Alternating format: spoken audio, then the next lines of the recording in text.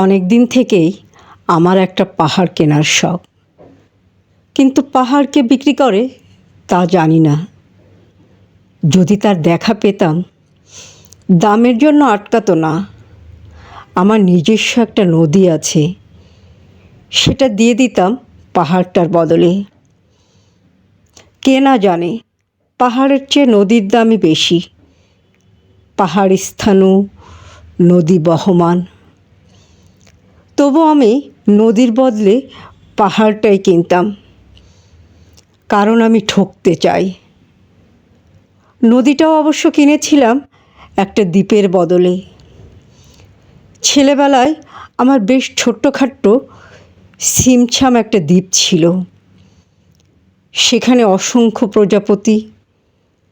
শৈশবে দ্বীপটি ছিল আমার বড় প্রিয়। আমার যৌবনে দ্বীপটি আমার কাছে মাপে ছোট লাগলো। প্রবাহমান ছিপছিপে তন্বী নদীটি বেশ পছন্দ হলো আমার। বন্ধুরা বলল, ওইটুকু একটা দ্বীপের বিনিময়ে এত বড় একটা নদী পেয়েছিস, খুব জিতেছিস তো মাইরে। তখন জয়ের আনন্দে আমি বিহ্বল হতাম। তখন সত্যিই আমি ভালোবাসতাম নদীটিকে। নদী আমার অনেক প্রশ্নের উত্তর দিত। যেমন, বলো তো আজ সন্ধেবেলা বৃষ্টি হবে কি না? সে বলতো, আজ এখানে দক্ষিণ গরম হাওয়া, শুধু একটি ছোট্ট দ্বীপে বৃষ্টি। সে কি প্রবল বৃষ্টি, যেন একটা উৎসব।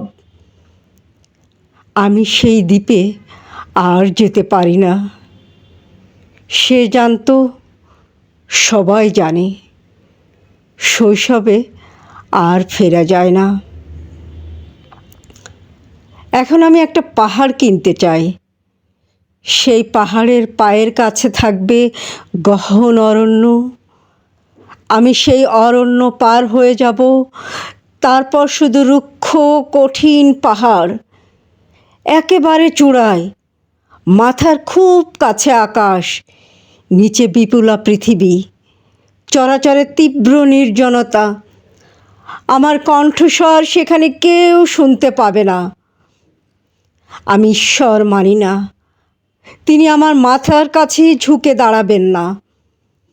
আমি শুধু 10 দিককে উদ্দেশ্য করে বলবো, প্রত্যেক মানুষই অহংকারী। এখানে আমি একা, এখানে আমার কোনো অহংকার নেই। এখানে জয়ী হবার বদলে ক্ষমা চাইতে ভালো লাগে। হে 10 দিক, আমি কোনো দোষ করিনি, আমাকে ক্ষমা করো,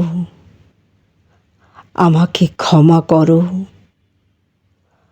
আমাকে ক্ষমা করো।